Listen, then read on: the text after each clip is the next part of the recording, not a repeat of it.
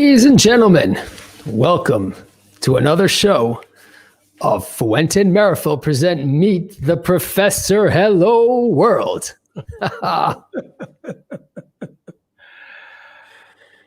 Boy, do we hope that everybody's doing well on this fine Sunday. I hope everybody's moved their clocks back and made it on time for today's show. Today is going to be a very special show, Jose. We have one of the most amazing guests of honor to come on the show. Somebody who's, we're all looking forward to listening to such a story. This is a story which very, very few people in this industry have lived or have witnessed. And it's one which we're very proud to be able to share with all of you today. Ladies and gentlemen, the one and only Mr. Lito Gomez. Lito, welcome to the show. How are you guys? Thank you very much. And, thank you for having me. And that's thank you. It's an honor and a pleasure. Very, very serious accusation that you just made to me. Well, we'll have plenty of time to fight it out during the show today. In the meantime, Professor. First of all, Lito, it's a pleasure. I've known Lito for many, many years. Him and my cousin Hochi tied together for many reasons, and I've always had a lot of respect for him. And just like the guy, he's kind of nice sometimes. He's okay. Lito, you have a very... Jose, do me a favor and don't scare our guests of honor off. You're supposed to be nice to them, remember? Listen, Lito knows how much I admire and respect him, his family, and everything. Always very talented. But let's go back to Lito Gomez. Lito, you were born in Spain, and you have a big passion for soccer, but you grew up in Uruguay. Does the passion come from Spain, Uruguay, or both? Probably because of Spain, it's in my blood.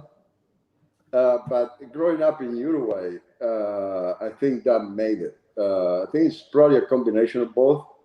And Uruguay being a very tiny country with maybe 2.5 million people, has an incredible history in soccer. And nobody really understands how much talent came out of that small country.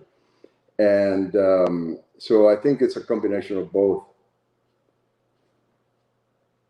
You are in the sports world passionate about tennis too.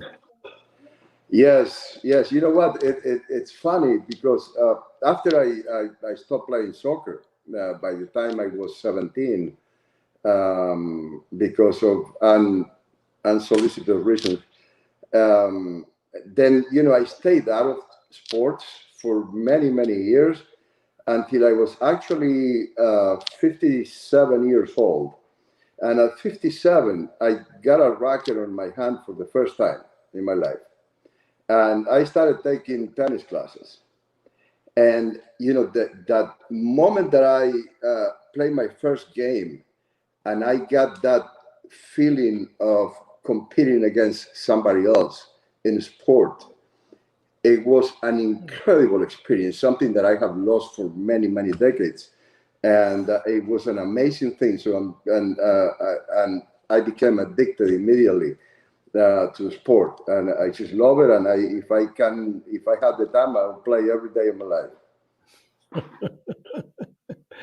I know in Dominican used to play a lot of tennis with some friends of ours, and I heard the stories. Mr. Gomez, excuse me, Professor. I'm sorry to interrupt you, but there's somebody who's just landed on the show that would like to give you una grande abrazo. Oh. David Campeón. What's up with my brother? I'm doing great, brother. I was just listening to you talk about how good it felt to get that tennis racket in your hand and feel competitive. But you never left a beat in your professional life being competitive. You're the guy that if I had to go against the corner and there's a bunch of people going to jump us, I wanted you to have my back. Thank you, Carlito. Thank you very much. I know we fought many wars together. Here we have. Some of them we can't talk about. Successfully. Yeah, Carlito, at the beginning of the show, I said, Lito, when Carlito gets on the show, tell him that you and I made a bet that you bet he was be on time. You know what Lito said? Are you crazy? He's never on time. Hey, I got a message from Lethal. Please be 3 minutes late. I got a very big bet. I'll split it with you. I'll give you 10%, just like they do in the big politics. I'll give you 10% of whatever I make.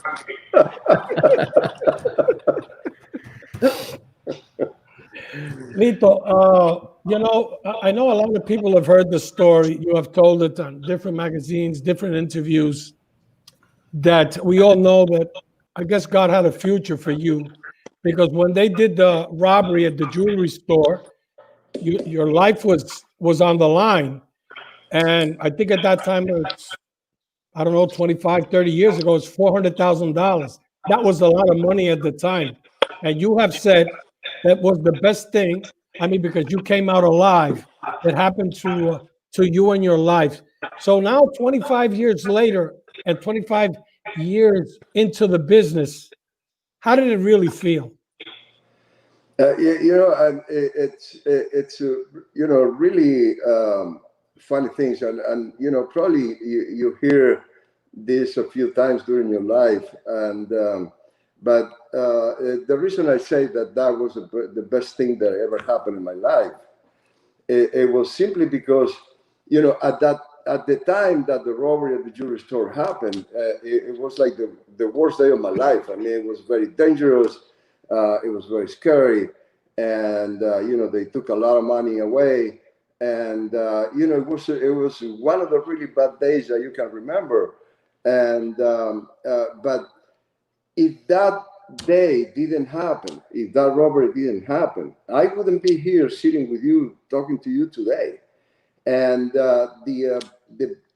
because of that day, because of what happened that day, it took my life in a different direction.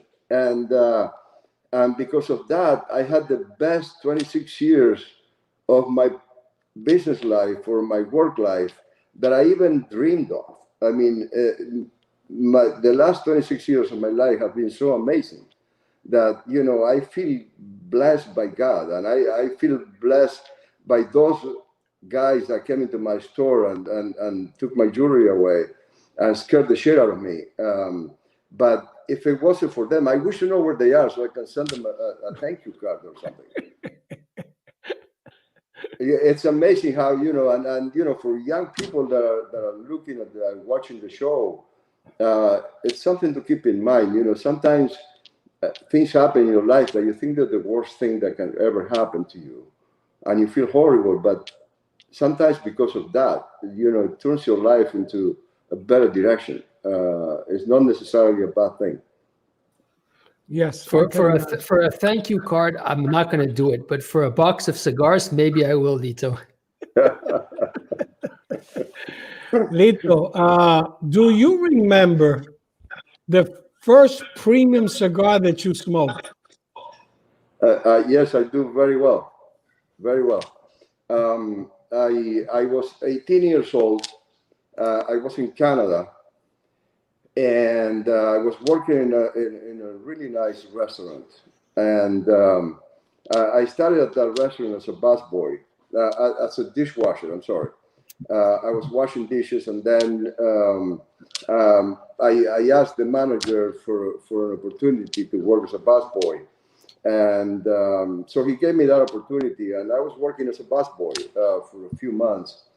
And then I remember during that time, you know, I will watch every move, everything, every word that the waiter will say to the customers at the table. And I studied the waiters so much. I was actually a waiter virtually, okay? So, you know, one day I said, you know what, I think I'm ready. I think I can do this. So I asked the manager for an opportunity to become a waiter. And the manager told me, you know what, Lito, yeah, you know, you're a great busboy, and I think you deserve an opportunity. I think you're going to do very well. We're going to have one of the guys is going to leave in 3 weeks. And in 3 weeks, I'm going to give you an opportunity. So that week, we were missing 3 waiters, and the reservations book was full completely. And we were expecting a big night. So come that day, and we had these 3 waiters missing. So the manager came to me and I said, Lito, you know what? I told you in 3 weeks, but you're becoming a waiter tonight. So I was not expecting that. And it was, let me tell you, it was a crazy night. And but everybody came out of my station very happy. And at the end of the night, we all got together at the bar, at the restaurant. And the manager came to me and he said, Lito, you know, I have to congratulate you. You did a great job. Everybody out of your station was very happy and the service was great. And so congratulations, and here's a cigar. And he gave me a cigar. And I remember I was so freaking happy that night. Because of the accomplishment and because of what I was able to do. And I remember lighting up that cigar, and I walked home that night. It was snowing. It was in Toronto, Canada. It was snowing peacefully. It was no wind. It wasn't very cold. And I remember, you know, it was a very special night, and I smoked that cigar walking to my house, to my home, and under the snow. And that got me hooked on cigars many, many years ago when I was 18 years old. And it was a Monte Cristo number 2. 6 1/4 by 52. Yeah. Yeah, those are things in life that you're always going to remember. I guess you lived in Canada 4 or 5 years. I guess it got cold for you and you wanted to go down to Miami? Yes, it did got very cold. And I think, you know, the first year, I thought it was because it was the first year and it was a change and I would get used to it. So by the second and third year, it was getting worse. It was bothering me even more. So I said, you know what, this is not going good.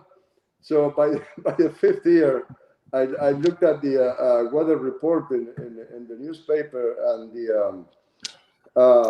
the hottest place in the whole United States was Miami. So I say, I'm moving to the hottest place in the United States. And that's how I came to Miami. So let me ask you, Lito. So after the jewelry, the robbery, you decided to go into cigars. So what made you go into cigars? What was the inspiration? Was it because you like cigars? You met somebody, or what happened? Yeah, no, it was a friend of me and my wife, and you know, he proposed this. He knew I was looking for a business, and he proposed this. He wanted to get into the cigar business, and he knew I smoked cigars, and you know, he told me, why don't I do that? So you know, the proposal was like very stupid, like, you know, it didn't make any sense, and somehow I, you know, logically I was trying to disregard it because it didn't make any sense. I mean, how would I go, you know, get into a business with families that, you know, been there for generations, with a lot of experience in tobacco and a lot of tradition? How am I going to go there and, you know, and make it, you know, among these people that are, you know, that have such a tradition and expertise? I mean, I had no chance for success, and that was my intelligence side, thinking using logical. So the idea, I thought it was very stupid, that didn't make any sense. But somehow there was this thing, there was this voice inside of me, and you know, every time the thought comes through my head and I disregard it, then I got this voice inside of me that is telling me, Lito, do it, you know, go ahead and do it. And so, you know, a few weeks later, I decided not to fight it anymore, and I said, you know what, I'm going to go ahead and I'm going to do it. I'm going to follow my instinct. And so I decided to go for it. And it really got complicated because, you know, normally somebody wants to get into the cigar industry, and, you know, they hire a manufacturer to make cigars for them. And but that, for me, that was not a possibility. For me, if I was going to get into the industry, I would have to be making our own cigars. I couldn't hire someone else to make cigars for us. I had to go and I had to learn, and I had to make our own cigars. And that's how it got really complicated. Yeah, I could. We've spoken about it. Lito, if there's one thing, this is my personal opinion because I've known you, and a lot of people know that I study the industry and I study. When you started off, and I've said this many times, that you were like the only survivor really after the boom, because we had 50, 60 cigar companies, big, not big and small, but medium and small. They all disappeared except La Flor Dominicana. But all of a sudden, you gave like a change to making mild to medium cigars. All of a sudden, you come out with this full flavor, full body, the double ligeros, the Jocko, the Digger, all these things that revolutionize in a certain way certain things. How did these ideas come to? Why the big change? Well, when I went into Dominican Republic and I started in the business, the cigars that I smoked were the typical Dominican cigars. Those were the cigars that I like to smoke. Typical cigar with Connecticut shade wrapper, Dominican filler and binder, and that was a typical cigar of the Dominican Republic at the time. And that's what I like to smoke. So when the decision to make cigars, when I accepted to come into it, there was never a thought of any other country than Dominican Republic, because I smoke Dominican cigars, and those were my preferred cigars to smoke. And then but once you get into the industry and you're smoking cigars every day, a lot of them, and you tasting tobaccos, different tobaccos without blending, just by themselves to see. To get acquainted with the flavors of each type of tobacco that you're working with, and then a little bit later, my palate was demanding more flavor, was demanding more spice, it was demanding more power, and so my palate was actually changing. So that's how I started to blend cigars that had more body. That's how the evolution happened.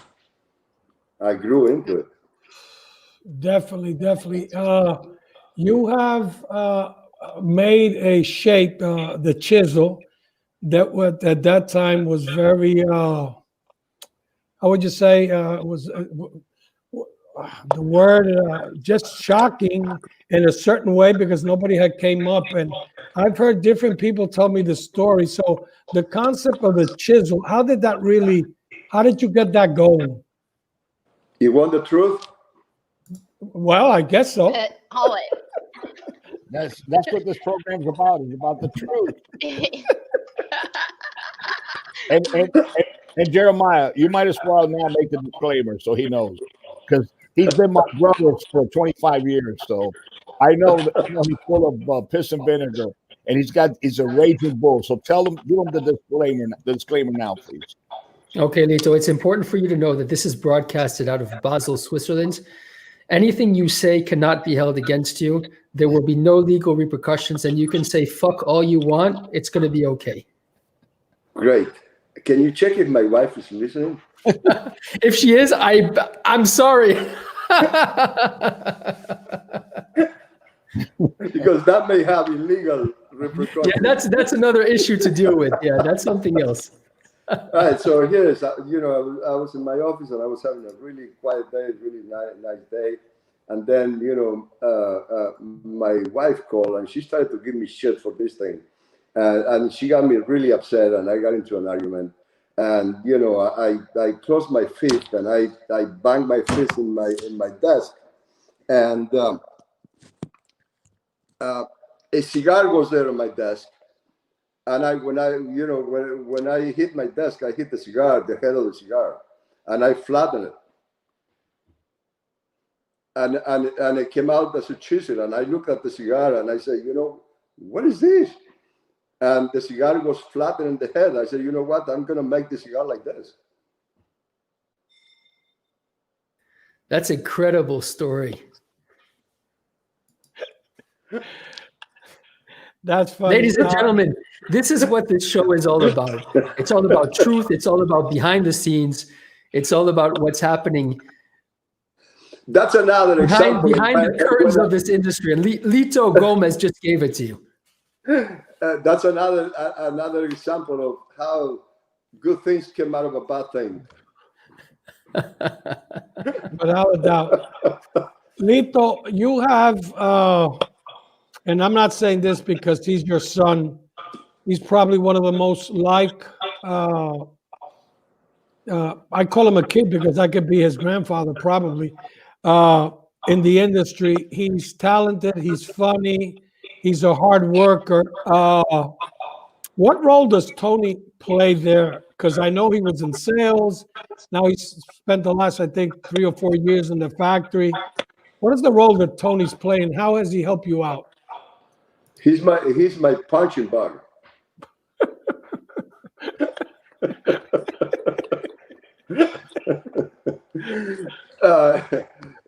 You know what, Tony?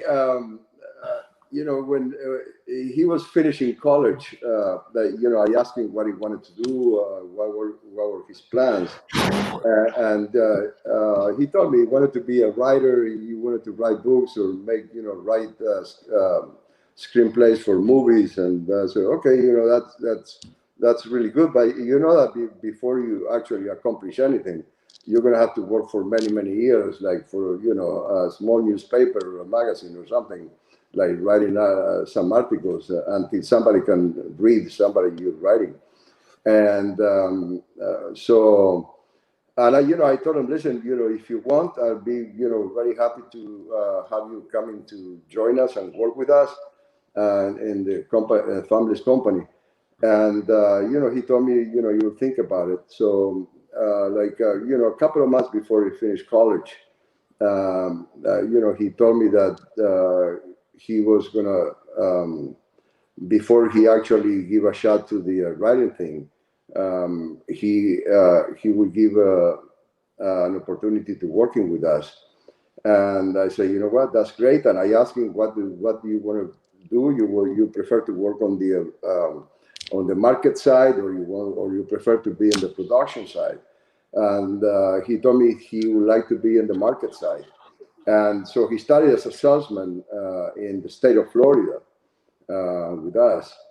And, he did an amazing job. He put Florida like in the #1 state in sales and in the nation for us. And, he was a regular salesman. He reported to our national head of sales, and he had to do everything that every salesman had to do. And so he did an amazing job. And a few months later, I asked him, Tony, what do you like the most out of your work? You've been working with us for a few months, and and his answer was very important because he didn't mention the money he was making. He didn't mention nothing but the fact that that what I love the most is that now I can be driving to any city in Florida, and I'm looking forward to get there because I have friends there that I really want to come and sit down with them and hang out with them, and and smoke a cigar with them and have a great time. And the things that he liked the most is all the people that he met, okay, and the time that he spent with them. And when he told me that, I realized that he really liked the best part of the industry. And that day, I knew he was going to stay with me forever. So, and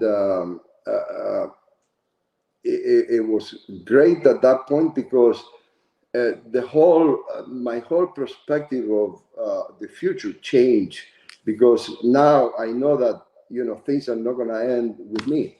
Once I'm gone, the family will carry on, and that is the reason that I've been building this business, and I've been building it for my family, and once I'm gone, they will carry on, and the brand will be there forever. So that changes the perspective of the future for me completely. And then a few years later, like 3 years later, he asked me that he wanted to come to the Dominican Republic and work on the production side. So, and that made me even more happy, because now he's with me at the factory, and he takes care of international sales. He takes care of developing new products. He learned how to blend, and he's got great ideas, and it's an amazing help for me. And being together for so many hours during the day and working together, and having him so close to me in the Dominican Republic, it turned our relationship from being father and son into being two friends. The relationship between Tony and I has become a very different one.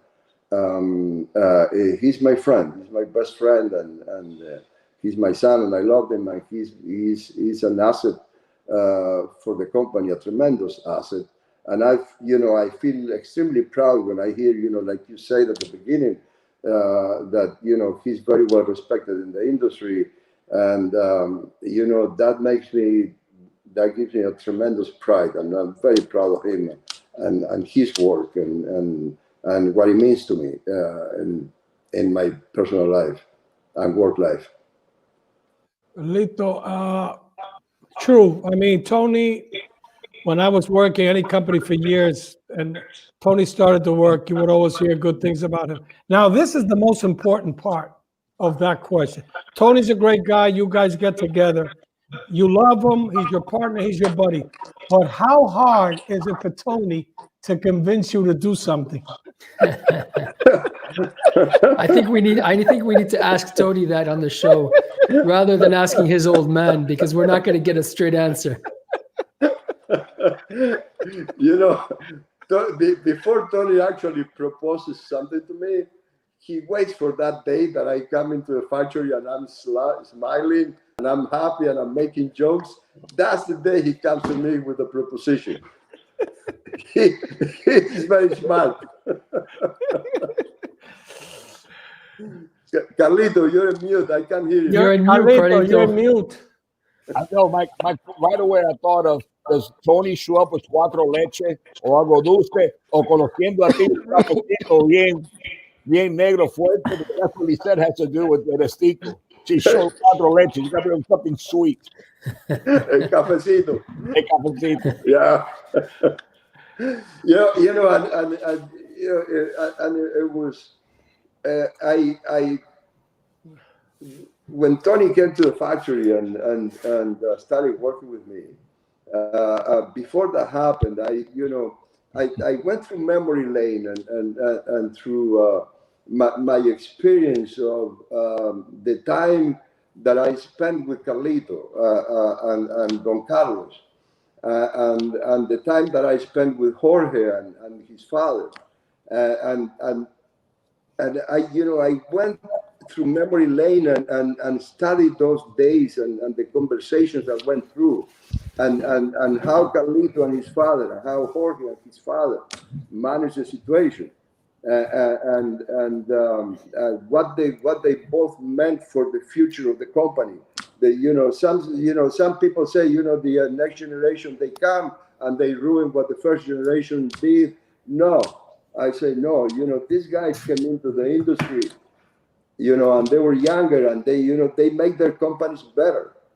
They made their parents very very proud, and they grew their companies, So that really encouraged me and helped me to understand what my relationship with Tony should be at the time. And so I had great teachers and I had great examples to follow, for sure. Thank you, Lito. Lito, I concur with you.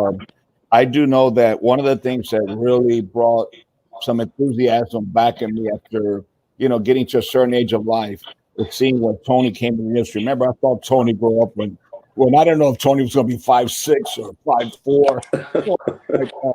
And I remember being at your mom's house Christmas Eve and all the time we spent together. And to see Tony come in the industry, to see Lisette and Ernie, and to see, Hankey's children and everybody's children coming into the business, to see Jorge's children, how much they love the business and the Padrones. That really gave me it gave me a new energy and a new meaning of life, because I agree with you. I think there's nothing more. We have no greater goal, no greater mission in life, that the day that we get on that train that goes to the last stop where everybody's going to end up the same, that I say there's only one conductor. Some get off earlier, some get off later. Yeah. That when we get on that train, we look back and we know that we pass the torch to someone that's going to continue to protect our heritage, honor our legacy, and to be proud of who they are and who their family for the hard work, respect their hard work. So, to that, I'm so happy, with Tony, when I see Tony and everything, and I see Lito going to the show and all that, and I don't know what the hell you feed them, because one IPCPR, look at them, they're like this, and the next one I got to look up, and you know what? With the arthritis and everything I have, it hurts. Tell me about it. Yeah, I have to be looking up. And I thought I was a big guy. Never mind, they make me look very small. You've always been a big guy to me, sir. You've always been big. Thank you, Carlito. Thank you, Master. Lito, one of the things that, and you're very similar to, I would say, to the Fuente way, the Padron way, maybe some other companies out there. You've always been very identified with brick and mortar. You have always strived yourself and your company to support brick and mortar. I think that has been part. I mean, if you don't have great cigars, you can get all the support you want. But with a great cigar and a vision that you've had for many years, and I can name a ton of retailers, would have to take up the show, naming people that have backed you up during years and years and years. But you have focused a lot on what brick and mortar represents. Tell us a little bit about that, your feelings towards the cigar shops. They are, cigar shops. The cigar industry is very different than many other industries. Like if you manufacture clothing, you probably have 4 or 5 customers, big customers. But if you're in the pharmaceutical industry, you have 3 or 4 customers. You have Walgreens and you have CVS, and the pharmacy, the corner pharmacy, neighborhood pharmacy has disappeared,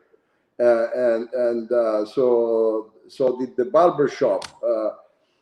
But the cigar industry is different. I mean, we have all these mom and pop businesses, all family business, and there's 2,000 of them, okay, and they're all small and they're all independent and they're all family business, and when the regulations and prohibitions and banning smoking everywhere came about, the government expected that they thought they were gonna end smoking cigars, and guess what? Because you couldn't smoke anywhere. Cigar shops have evolved from being a place where you go get your cigars and you leave. started to open lounges for people to come into the cigar shops. And so people started to come into a cigar shop for to smoke a cigar. But then they met a person or two in there that they liked, and they became friends with them. So now they start to come because of the cigar, and because they have friends that they want to see at the cigar lounge. And then they become a family, they become a network, and now they're doing business with each other. You have the air conditioning guy, you have the lawyer, you have the insurance guy, and they're doing business with each other, and they're all sharing cigars, and the cigar community, the cigar smoking community, have become bigger and stronger because of the prohibitions from the government. It backfired at them. The cigar community became much bigger, much stronger, and because of this, and this is my idea, okay, and that's why I will always support the cigar shops. Cigars, most of the cigars are being smoked in cigar lounges around the country, and the day that's over, the day there's no more small cigar shops with lounges, then there'll be no more cigar smoking, pretty much. So I have to defend it, I have to protect it, I have to support them, because that's what I believe cigars are smoked. And I love what happened in cigar lounges. I love what happened, they became a family. And cigar lounges are, can be very simple, can be small, they can be very sophisticated, they can be very big. They're all sizes and all levels, but there's one thing that remains the same: the camaraderie, the friendship between the people that attend there, and the enjoyment of cigars. And so they should never go away. And I feel that I need to protect that. True. And I know that Carlito would like to add to that comment too. It's I listen to Lito, and I totally agree. I mean, Lito is one of I've always referred to him in an affectionate way as one of the warriors of my colleagues. We understand Lito and I, although Lito won't admit he's 5 years older than me. We're the same age. There you go again.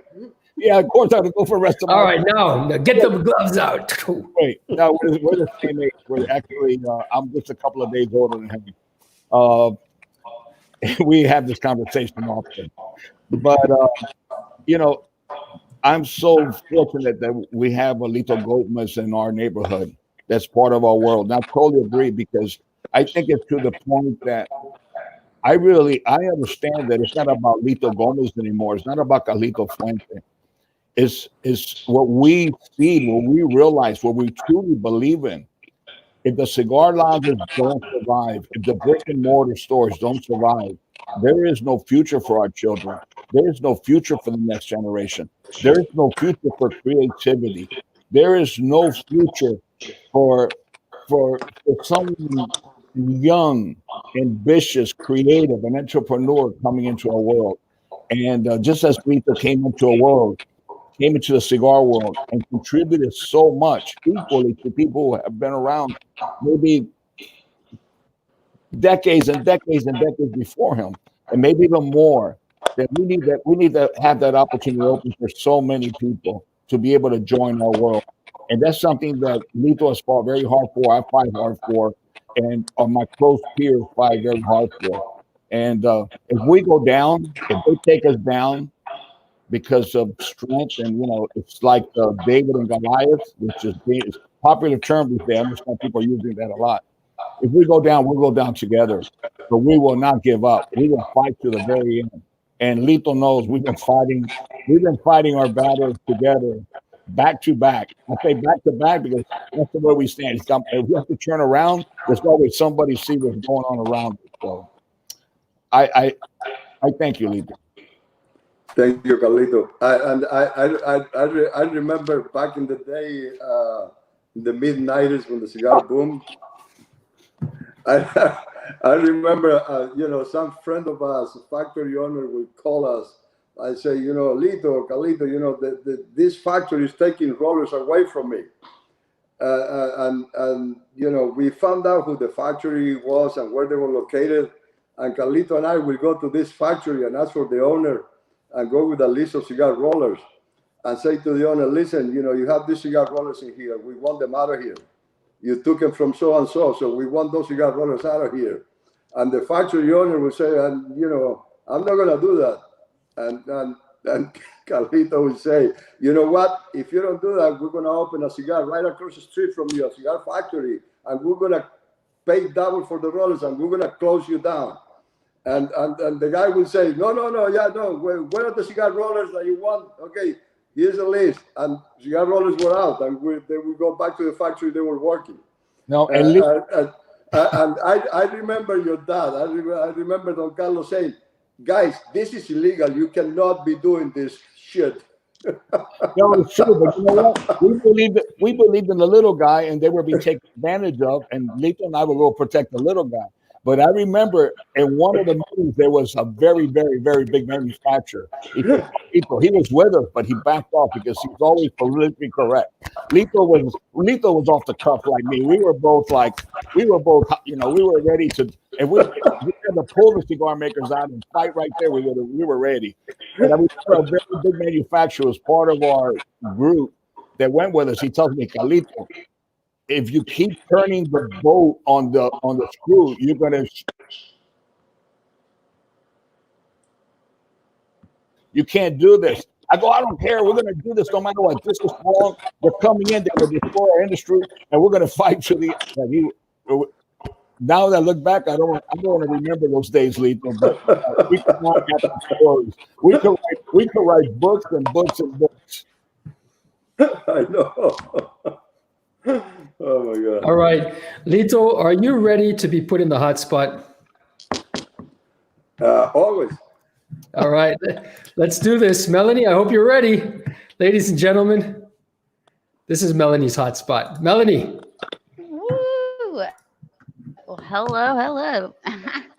Always love that picture. Hi, Lito. How are you? I'm doing great, Melanie. How are you? First, awesome. Well, I want to say thank you very much for your donation for the fundraiser that we did. That was amazing. So I know that everybody loved those one person is definitely enjoying that double Ligero. So, all right. So the hot spot, we're just gonna ask you. I'm just gonna ask you a few questions if I can get through them. But I'm thinking, what is your go-to guilty pleasure?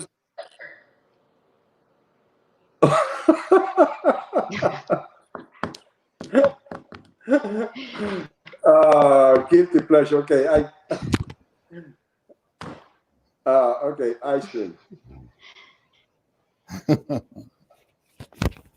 Ice cream. I'm trying to keep this with the G. I want to keep it G. Wait. When you finish, I have to say something. Melanie, did you see the face on Lito's face when you said thank you for the donation? I've been trying to call Lito for the last week, as you all know. I even called the professor, said, I'll give you the number. Listen, Lito, I donated one of your most popular cigars, a box of double Ligeros, for Liana's Center for breast cancer to raise awareness. And you were one of the donators. And I've been trying to call you to tell you, Lito, is it okay? I'll buy the box or give it a box. I know you always have a big heart. So you owe us a box of double Ligeros. That's why you have the blank look on your face. I haven't thought. Listen, they raise a lot of money for it. And Lito, you need to know that your box raised one of the biggest amounts of everything. Yes. And of course, listen, I have my brothers. Thank you very much. Ernesto Perez Carrillo, Jorge Padron, Rocky donated, and Pete Johnson. So I couldn't have this thing going on. Everybody's watching it to raise money for Liana, and I couldn't do it without you. I've been trying to call you, but I might not have the right number. Or you were busy playing tennis. You're the best. Thank you very much. All right, let's get back to the hot spot now. All right,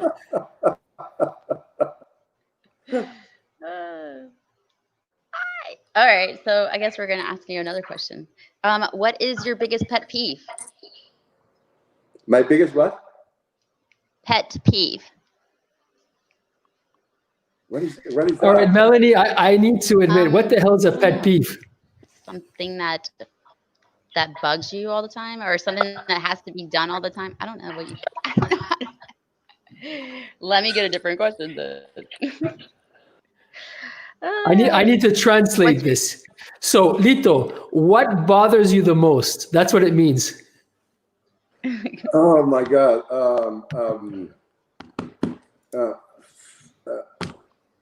Fake people. Oh, that's good. Yeah, people that are fake, they really bother me. Yeah. There's a quote about that, about ridiculous, how ridiculous people look when they are not being themselves. And you know, at work, people that blame somebody else for their own faults. Yeah. Yeah, I can't stand Projecting. that. I can't stand it. If you work for me and you mess up and you blame that on somebody else, I fire you. I can't stand I people am. that don't take the responsibility for bad things that they do or mistakes that they do. Yeah. No, you're exactly right. I wouldn't either. Okay, great. All right, you survived Melanie's hotspot. Thank you very much, Melanie. Thank you, Melanie. All right, we're going back to the other side of the chart. We're going from one extreme to the other. You ready? Here's the other extreme.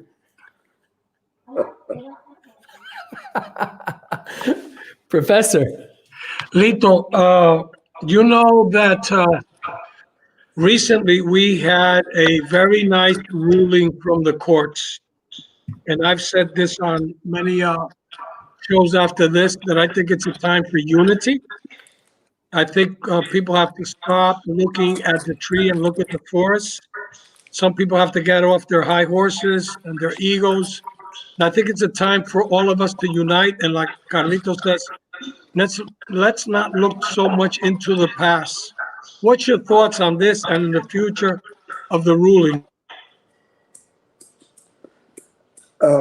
You know, there's no question. There's no question that our industry should be united. And you know, we all know that, you know, if we unite, we are stronger and we are more powerful. And that should be our, you know, whatever happened in the past, yeah, it happened in the past. But, you know, we are confronted a very serious and a very powerful enemy. And the enemy is not within us. Our biggest enemy is not within the industry. Our biggest enemy, okay, is the governments, and all the bullshit they create against us. So yes, that is the rule. We should be all united, and we should fight together, because we all in this industry, all of us, we have a common enemy. It doesn't matter if it's in the US or if it's in Europe or wherever it is. They're all trying to eliminate us. They're all trying to, you know, destroy our industry. And if we don't fight united, we don't have a fight. We're weak. So, yeah, that is definitely very true. I totally agree with it. And I remember Carlito, when I was cheap, that probably the biggest tax increase given to any industry in the history of taxes in the U.S. We went from paying 5 cents per cigar to coming to the U.S. to 44 cents or something like that. At that time, we didn't, you know, we never worry about the government. We never worry about anything. We were all doing our own thing and working on our business and taking care of our company's issues. And suddenly we get a wake-up call in which we had to all get together and talk to each other and come up to conclusions and come up with a plan to defend ourselves. And that was a wake-up call. And since that day, we have been fighting non-stopping, because every so often there's a new thing that we have to fight against, and it all comes from the government. And if we're not united, we don't win anything. And guess what? Thanks to all the fight that we have put on, we are in the situation that we are today. I mean, we have been successful, and we have been fighting against the government and putting them against the ropes. They are against the ropes now. Without a doubt, Lito, you and Carlito, the Newmans, and a group of people, Padron, have been very, very active when it comes to CRA. We know that the CRA, needs money. They've done a tremendous job. I've always said from day one, they're the last line of defense. I want you to tell so many retailers that are hearing the show, consumers, why we should support the CRA and why are they so important? The CRA is the best thing that happened to our industry. Since the moment that we found it, it has done a great job. It has been a great benefit for our industry. If we didn't have the CRA, we would be in a very different situation today. Our industry would be very different today.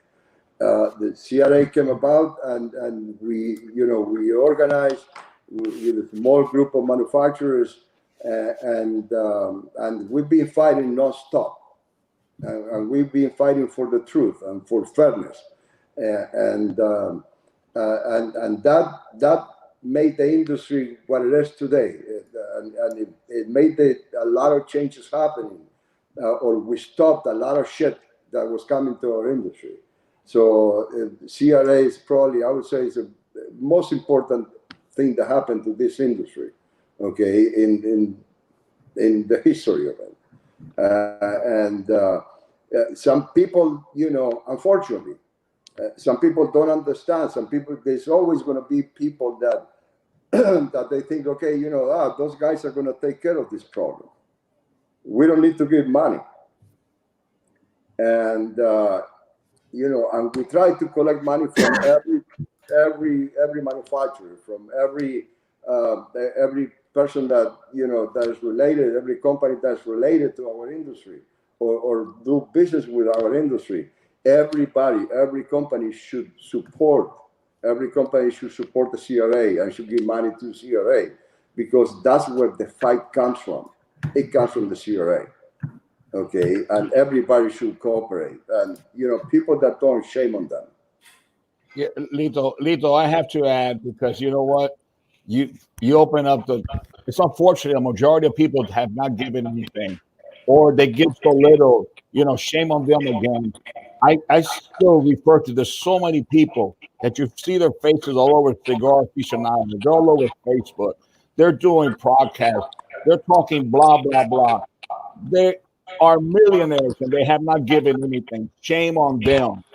And we just someday, I was telling people I was going to quit the CRA, so I could start my own podcast and be like a Rush Limbaugh, so I could take out the truth. Because I think that when retailers find out the people they're supporting who have not given anything, it's going to change their way of thinking. And it's just not right, Lito. You have worked around the clock. You worked hard, and you've given more than any of the bigger companies.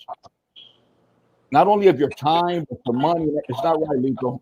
And this platform is not about politics. It's about saving the cigar industry.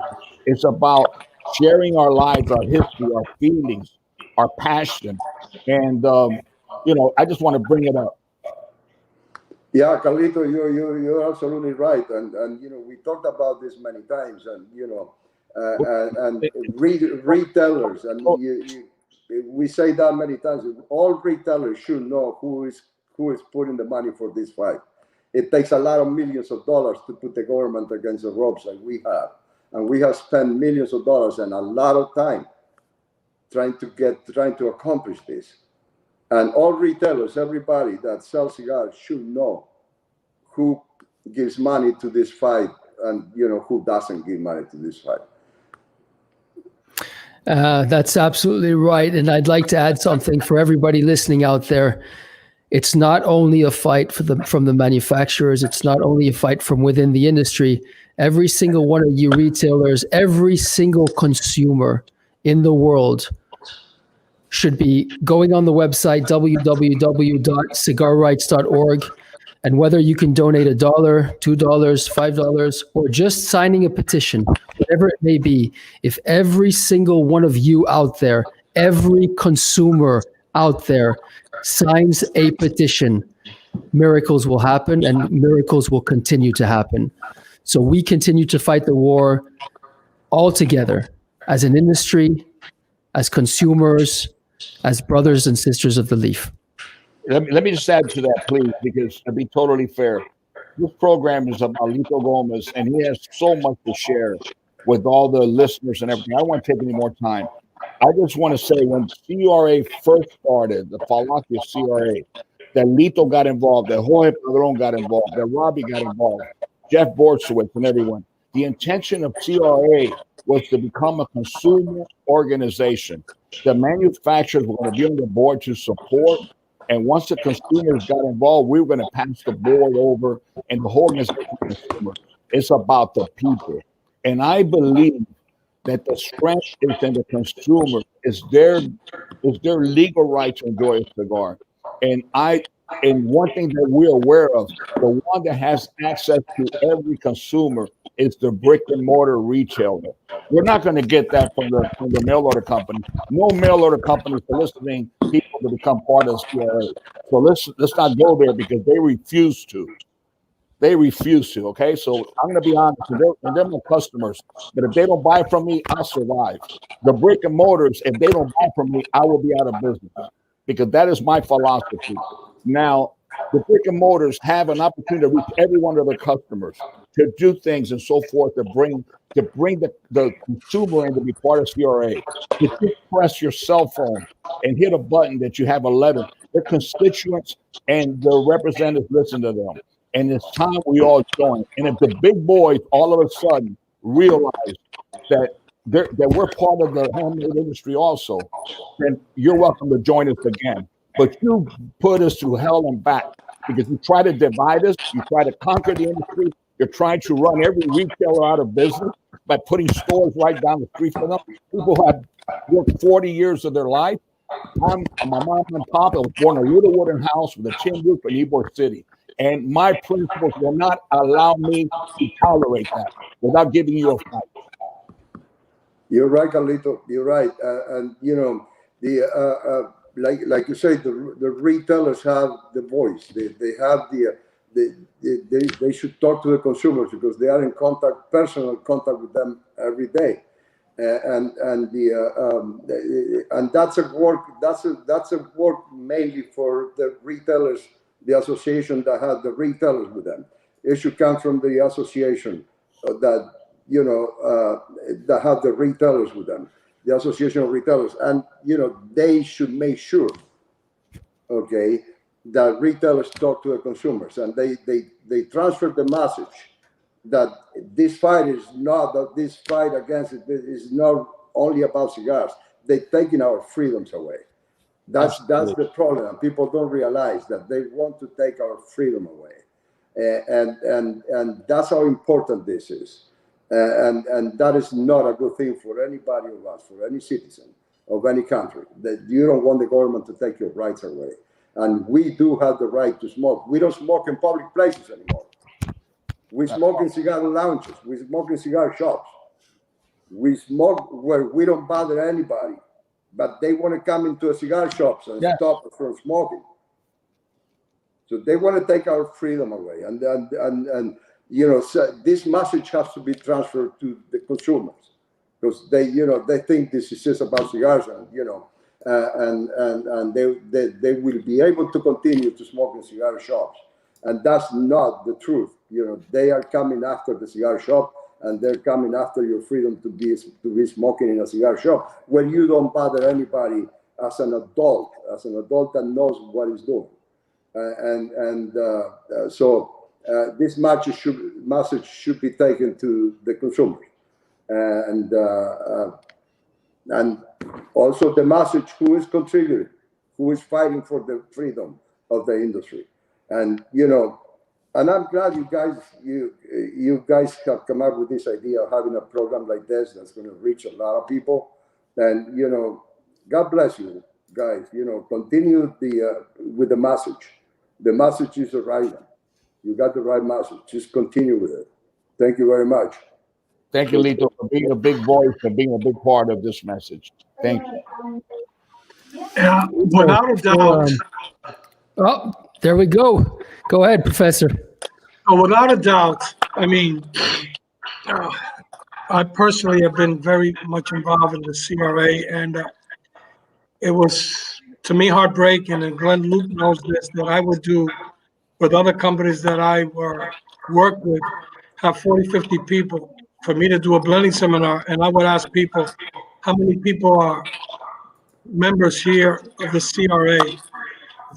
Maybe 3, 4 people out of 40 would raise their hands, and then we would have to explain what the CRA is around, what they're doing, what they're fighting. You know how many battles Glenn Luke won for us in states, getting associations together, telling retailers how important it is when that tax or smoking bans comes up, just to put in your name, just put in your zip code, and that letter automatically goes to your congressman and your senator. So sometimes I couldn't believe why people would not fight. For us to get 30,000 signatures, it took us forever. The vape industry got that done like in 24 hours. And it's like Lito said, somebody else is going to take care of us. If we do not fight for our rights, and something that I've said for years, if you could die for your country at 18, you should be allowed to smoke and drink at 18. This is the United States of America, the greatest country in the world, where we have shown everyone in the world what freedom is about, and they just want to destroy us. This is basically mom and pops, shops, small factories, hundreds of thousands of people between Nicaragua, Honduras, Ecuador, Mexico, Costa Rica, Nicaragua, Honduras, and Cameroon, and all the countries that grow tobacco are going to suffer. Do you really want to bring in more poverty to the world? This is tradition. Remember what George Washington said, if you can't not give us money during the revolution, give us tobacco. People forget that the #1 export item that this country had for years was tobacco, tobacco, and tobacco. Do you want to take that away from us also? And let's not forget, Mr. Professor, the tens of thousands of jobs in the United States, Florida, which depends so much on all the importations, all the shipping, all the mini brick and mortar retail stores, the big corporations who are headquarters there. Pennsylvania, these are big tobacco states. Pennsylvania, Connecticut, all over. There's how many retailers around the United States will lose their jobs? They're having enough tough time now with the COVID to have the government come in and just destroy them. It is wrong. It's not the American way. You know, unfortunately, the freaking politicians. You know, when I look at what the government does to us, okay, it reminds me of those old movies by Jeremiah. You're too young you never watch those movies, where you know this guy had a small pizza place or a small business, and then you know 4 or 5 guys will come with baseball bats and they'll destroy their business. They'll completely mess up the guy's business. They destroy it. And then, the next day, a couple of guys with a suit will come in and say, oh man, I can't believe what these people done to your business. Oh my God, this is really unfair. You know what? We can protect you from these people. For a little bit of money, for a little payment, we will make sure that nothing happens to you. And that's what the government is doing to us. First, they come up to threaten us with the regulations. And then we all have to go to Washington to talk to the same people that want to destroy us. And now they say, we may help you, with a nice smile, okay? But then we have to contribute to them. You have to give money to all these fucking politicians so they can protect us now. That's a game. That's a game so they can get money. They do anything to get money. And they don't believe in any of what they say that they're claiming they're doing to protect us. To protect us from what? And who are they to protect us? We are adults. We know what we do. And we smoke. And we smoke cigars. And we want to continue doing it because it's our decision. And if they think that they eliminating tobacco, they're going to make us healthy. Are you fucking kidding me? How is that going to make us healthy? There's a thing called compensation that we do with human beings. And if you take something that gives me pleasure away from me, I'm going to take something else that gives me pleasure. But they know it. They know it. And they want to take our pleasures away. And they don't believe that they're helping us. They just want money from us. They just want us to go to Washington to beg them to protect our freedom. But they want to take it away from us. Okay? Because we go there and we give them money for their campaigns. They're a whole bunch of hypocrites. All of them. Lito, I knew that all I had to do was just start a little spark, and I knew that Professor, I told you that this will be one hell of a show.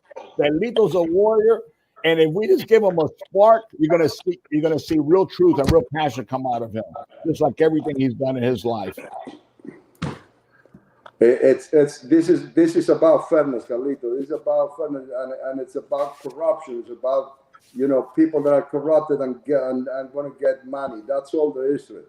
If you think anybody's trying to protect anybody here, or anybody's trying to do something to make society better, you know what? Fuck that. They're not doing that. They're not trying to do that. This is a fucking game about money. But Lito, we vote, and votes, they understand the constituents. That's why we need the consumers to join us. Consumers vote. Yes, they do. They do, and I hope they listen. I hope they listen to the message, and I hope they understand, that this is a game, and they need to punish the people that are trying to, stop them from having their fun and enjoyment. Ladies and gentlemen, what you're witnessing is exactly the same reasons and what's going on, why I take my hat off to Mr. Lito Gomez, and I don't do this very often. And the reason I'm taking my hat off to Mr. Lito Gomez is because there are plenty of people in our industry that have been around for generations, 1, 2, 3, 4, 5, 6, whatever it may be. But Lito came into the industry and he builds himself up with his own two hands. And he teaches people. Today, he can teach the best of the best how to do their own jobs. Today, he's the professor. Today, he's showing the industry how things are done. And all that in the last 25 or 30 years with his two hands and his head. And he can sit in front of all of you today and he can express himself the way he always has, looking you straight in the eye and saying things as they are. Lito Gomez, you are an extraordinary human being. I'm proud to call you a friend. You are extremely, extremely special within this industry, and you have a lot to teach a lot of people who have been here a lot longer than you have. It's a real honor, my friend. Listen, thank you for those words. I wish my wife was listening.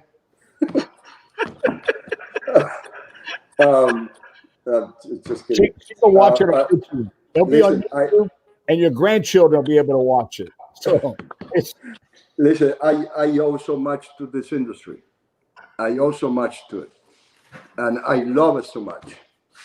And I fell in love with this. And the reason that I had any kind of success in this industry when I came in, it's just because I fell in love with the industry, and I fell in love for things that happened to me. Okay, as I was starting in the industry, and because of the people, the people around me, the tobacco suppliers, my competitors, my friends, my colleagues, the help that they have given me, the people that I met, and Carlito was at the forefront. And I remember your phone call like if it was today. Okay, after I went to an office and I say in front of the industry who I was and what I was doing, because I was being accused of some shit. Okay, and I remember your call next day and going to dinner that day with you, and your friendship from the very beginning, and your willingness to share with me your passion and what you felt for this industry and for what you were doing. And it was for people, because of people like you and Jose Padron and the people that help me and they give me advice, true advice from the heart. And I was a competitor to be, and I was getting advice on how to do things right. And this had made me fall in love with this industry, and it gave me the best years of my life. And all the friends I had all over the world because of being in this industry. I have to defend it. I'm going to defend it until the last day of my life. And whatever it costs me, and I'm going to be there telling the truth. And it doesn't matter who gets upset or who likes it. It doesn't matter. I'm going to be saying the truth as long as I think I benefit the industry. And I want it because I'm in love with it. There's no better industry than the cigar industry. There's no better industry than this, man. Amen. Amen. So, gentlemen, it's that time of the day. We're going to bring somebody on for you guys. Let's sit back in our seats and enjoy who we have coming on right now. You ready? It's time for Rich's Riot. Rich, welcome to the show. Thank you. Thank you. It's time for me to unveil my Halloween costume for this year.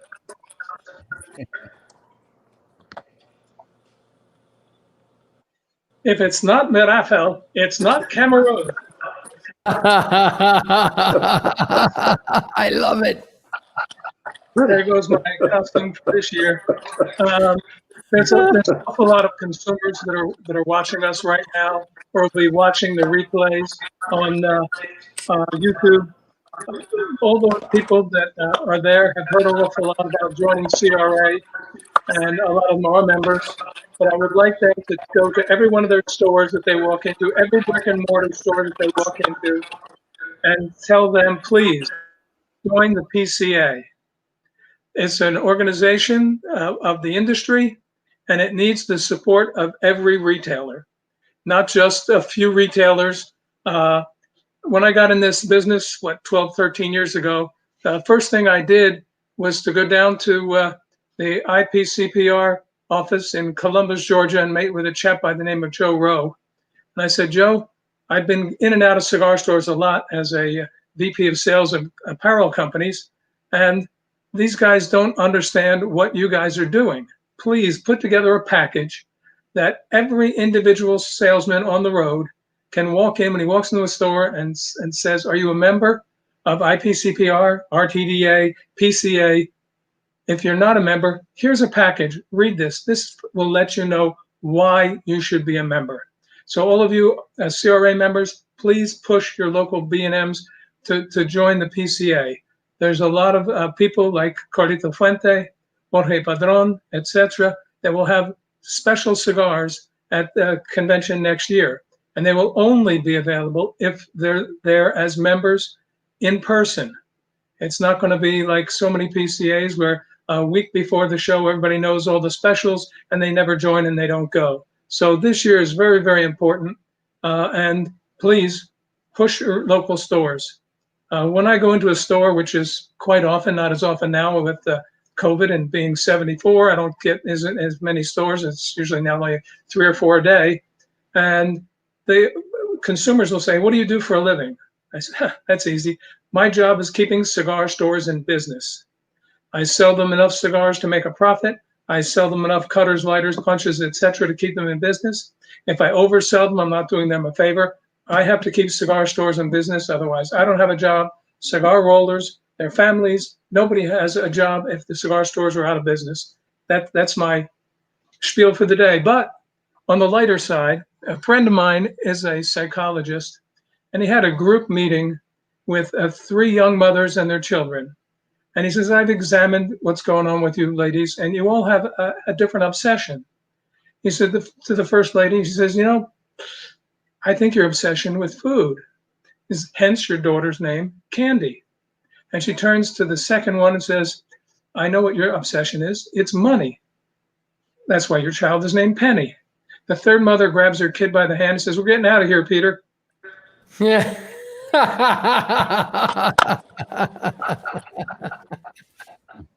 So that's funny. that was my rant and the humor for today. Thanks for inviting me. Thank you very much, Rich. See you next week. Thank you. Love you, Don't Rich. forget, it's not Marathon, it's not Cameroon. Wait, you got to say it properly. Put the hat back on. If it's not Marathon, it's not Cameroon. Thank you, Rich.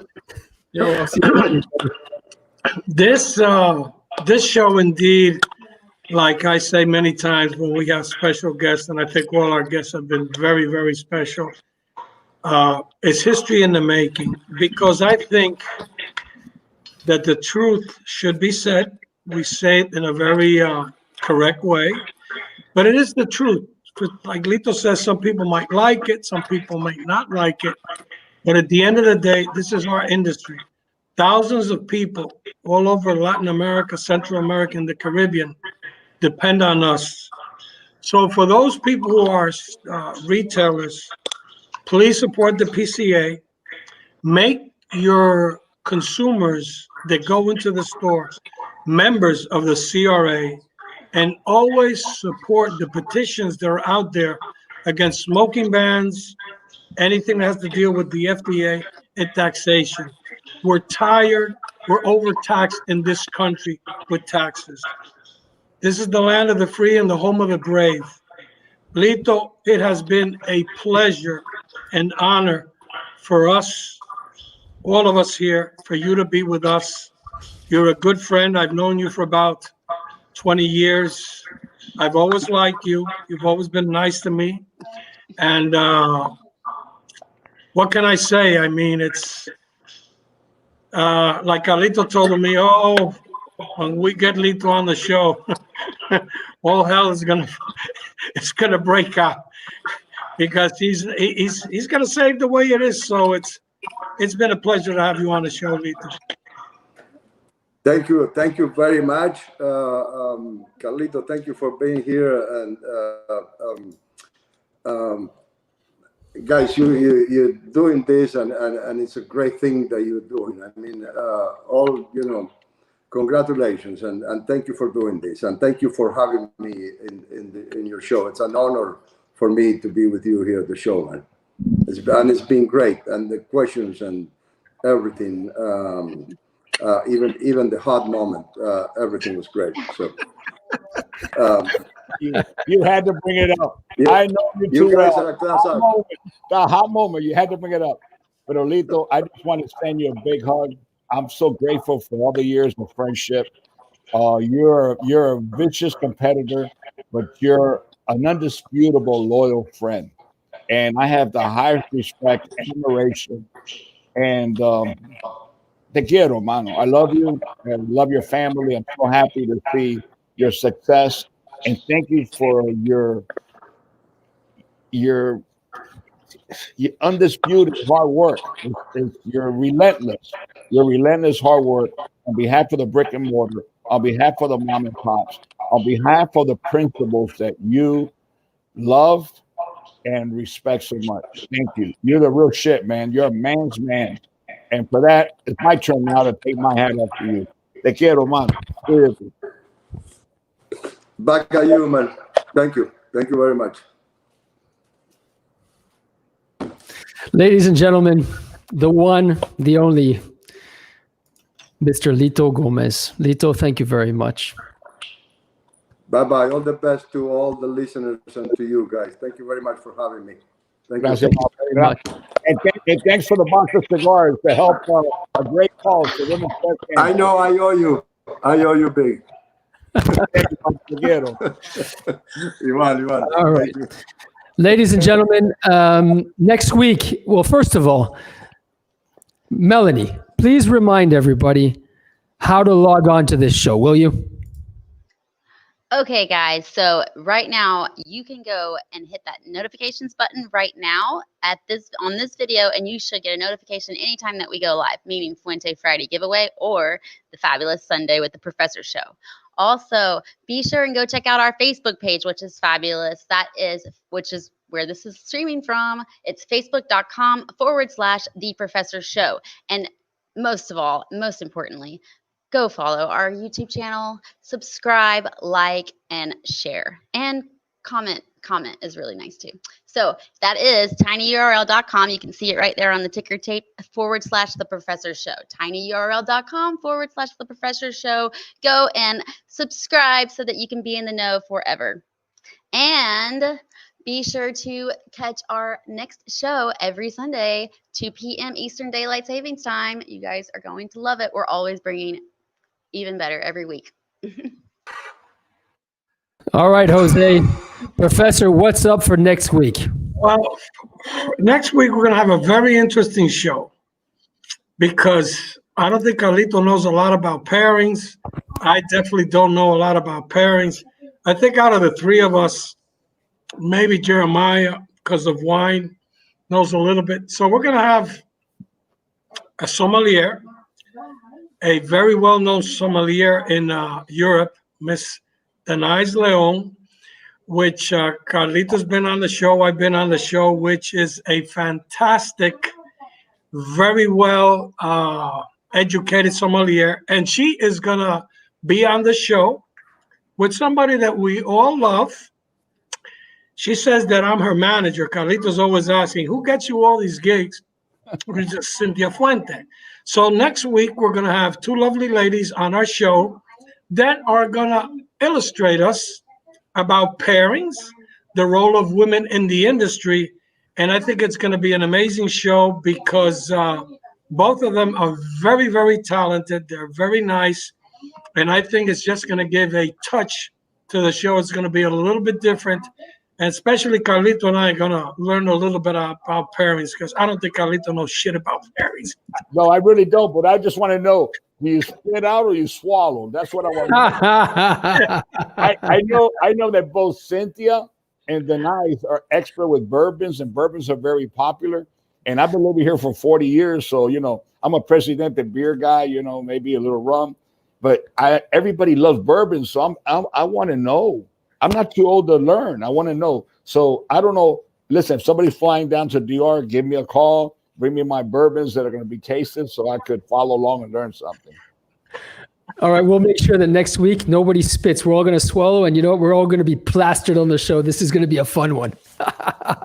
With two beautiful ladies, which I'm very much looking forward to. I have the highest respect for Denise Leon. I follow her. I've seen her program.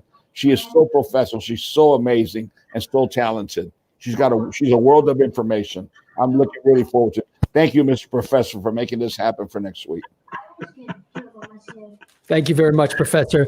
All right, ladies and gentlemen, it's that time of the day. Remember to log in next week, and remember to be careful when you're outside of the United States.